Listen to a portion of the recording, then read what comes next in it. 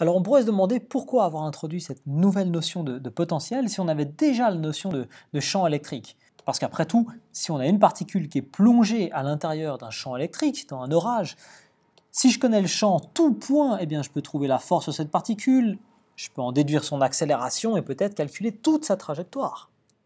Mais si on est seulement intéressé à la variation d'énergie cinétique de cette particule entre un point I et un point F, ou à la variation de la grandeur de sa vitesse qui est directement reliée à l'énergie cinétique, eh bien il suffit d'utiliser la notion de potentiel.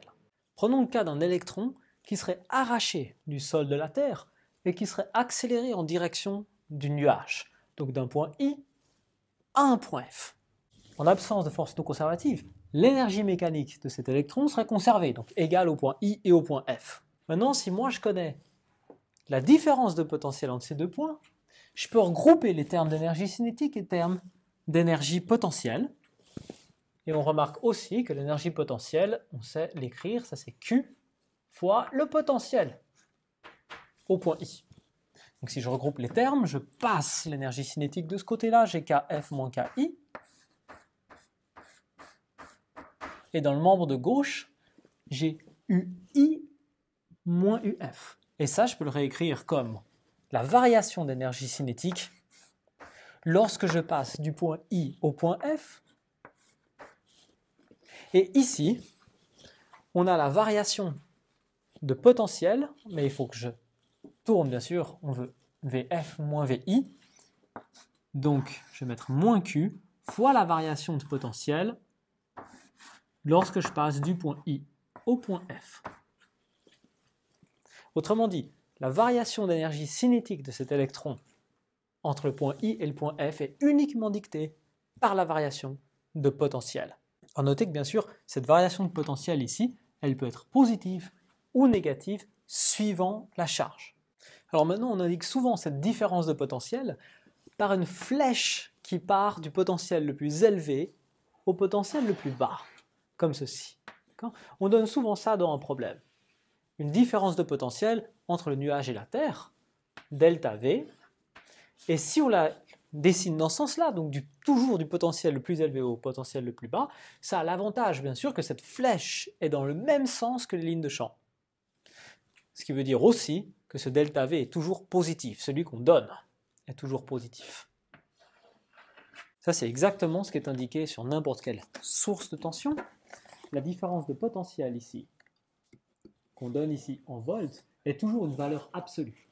C'est la différence entre le pôle positif et le pôle négatif, du potentiel le plus haut au potentiel le plus bas. Maintenant, si je suis dans le champ gravitationnel uniforme de la Terre et que je lâche une masse qui est toujours positive, elle va toujours chuter des altitudes les plus élevées aux altitudes les plus basses, donc elle va baisser son potentiel. Pareil pour une charge positive. Si j'avais un proton ou une charge positive, elle descendrait les potentiels tout comme elle descend les lignes de champ. Donc delta V de I à F pour un proton, qui irait comme ça, serait négatif. A l'inverse, les électrons, eux, remontent les lignes de champ, remontent les potentiels, donc le delta V de I à F pour un électron sera toujours positif. Comme la variation d'énergie cinétique est uniquement dictée par la variation d'énergie potentielle, il n'est plus vraiment nécessaire maintenant de choisir la référence de l'énergie potentielle à l'infini. Par exemple, si par rapport à l'infini, le potentiel du nuage est de 2,7 gigavolt et le potentiel de la Terre est de moins 0,3 gigavolt, on aurait très bien pu aussi choisir la Terre comme référence de potentiel, de monter ça à 0 et de dire qu'on n'a pas ici 2,16 mais 3 gigavolt. Ça ne changerait absolument rien à la différence de potentiel qui va dicter l'énergie cinétique gagnée par l'électron lorsqu'il passe de l'un à l'autre. Donc dans ces cas-là, où on choisit la référence 0 en l'un des points, eh bien, ça veut dire que cette différence de potentiel n'est alors plus que le potentiel du nuage par rapport à la référence qui maintenant est la Terre. Donc il est fréquent parfois de trouver que lorsqu'on s'intéresse uniquement à la différence de potentiel entre deux points, cette différence de potentiel est parfois simplement notée V comme le potentiel, parce que c'est le potentiel de ce point, par rapport à celui-ci défini comme 0. Comme le potentiel électrique et le champ électrique sont tous deux générée par la charge source, on va essayer de chercher s'il y a une relation entre les deux. Et pour ça, on va partir de la relation entre la force électrique et l'énergie potentielle. Alors si on est dans un champ uniforme, par exemple pour les plaques d'un condensateur, eh bien, la variation d'énergie potentielle, c'est le travail que doit effectuer une force extérieure, par exemple moi, contre la force électrique. D'accord? Donc, je peux exprimer ça comme le travail que je fais contre la force électrique, c'est le produit scalaire de la force électrique fois le déplacement que j'ai effectué. Et ça, cette force électrique est constante dans un champ uniforme, je sais l'exprimer, c'est Q fois le champ électrique. J'ai donc fait apparaître le produit scalaire entre le champ électrique et le déplacement.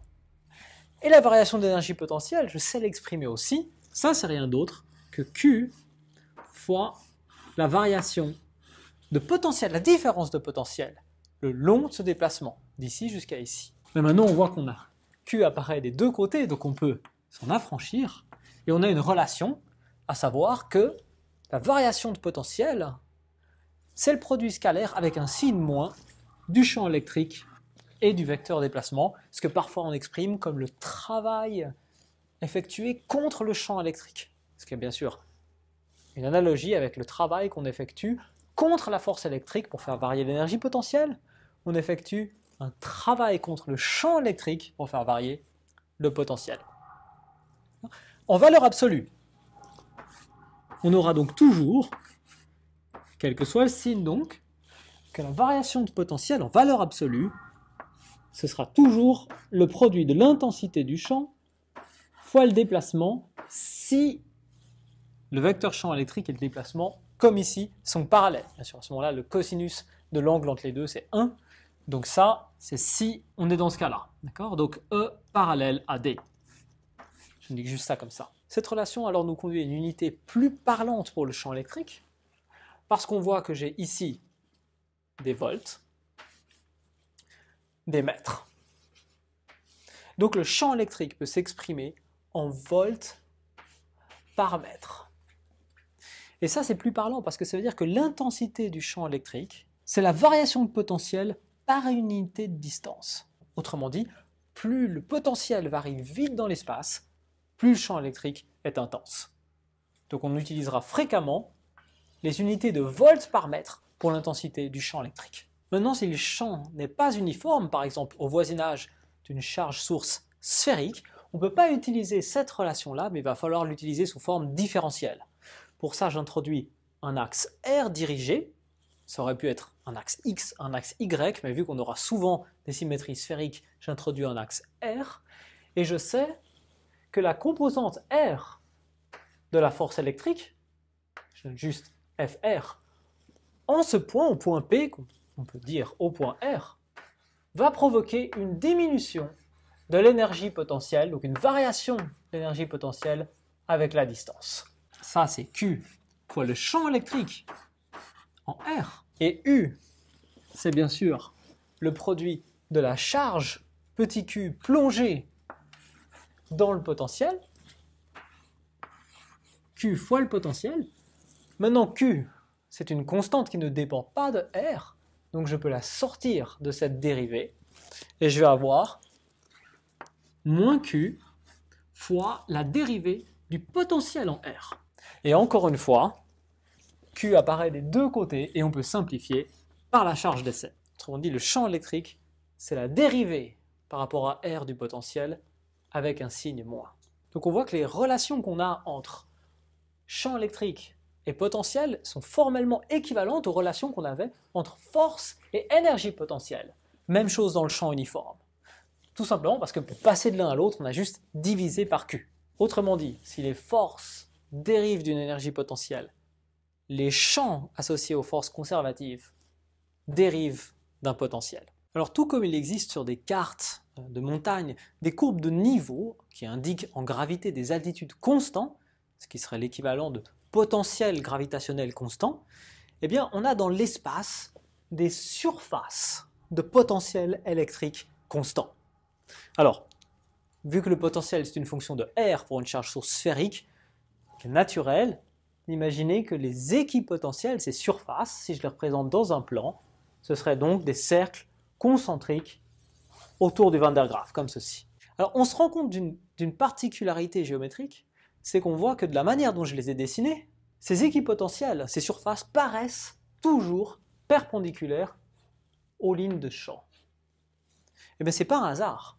Si on regarde la relation entre champ électrique et potentiel, on voit que pour qu'il y ait une différence de potentiel, il faut qu'il y ait un angle non nul entre le champ électrique et le vecteur déplacement.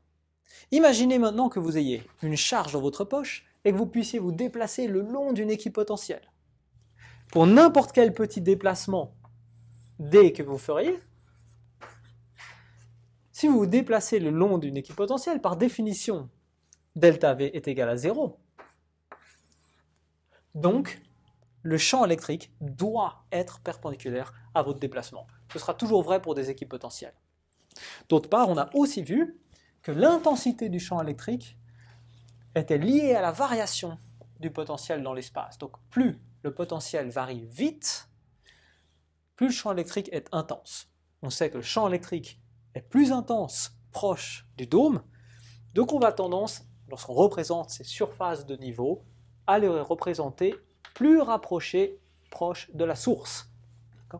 Plus grand nombre de courbes de niveau, là où le champ électrique est plus intense. Maintenant, n'importe quelle pièce de métal, pleine ou creuse, est un équipotentiel, s'il est conducteur. C'est uniquement valable s'il est conducteur, et si on ne force pas le passage d'un courant à travers, c'est-à-dire si on se trouve à l'équilibre électrostatique. Pourquoi? Imaginez que je place cette canette de coca au voisinage du générateur Van der Graaf. Pendant un bref instant, les électrons libres et les électrons de conduction à l'intérieur du réseau cristallin métallique de cette canette vont se déplacer et se réarranger jusqu'à ce qu'ils ne subissent plus de force, c'est-à-dire jusqu'à ce qu'ils soient à l'équilibre électrostatique, donc que le champ électrique soit nul partout à l'intérieur de cette canette. Et si le champ électrique est nul partout dans la canette, ça veut dire qu'il n'y a pas de variation de potentiel à l'intérieur de la canette. Toute cette canette est au même niveau d'énergie électrique. Si à le même niveau, les charges ne vont plus se déplacer à l'intérieur. Donc n'importe quel conducteur en électrostatique est un équipotentiel. Donc si je plaçais ce conducteur dans le voisinage du champ du Van der Graaf, je plonge dans le champ du Van der Graaf, en une fraction de seconde, il deviendrait complètement équipotentiel, toute la surface deviendrait équipotentielle, donc ça veut dire que les lignes de champ partiraient perpendiculairement à cette canette. Comment est-ce que sera modifié le champ global?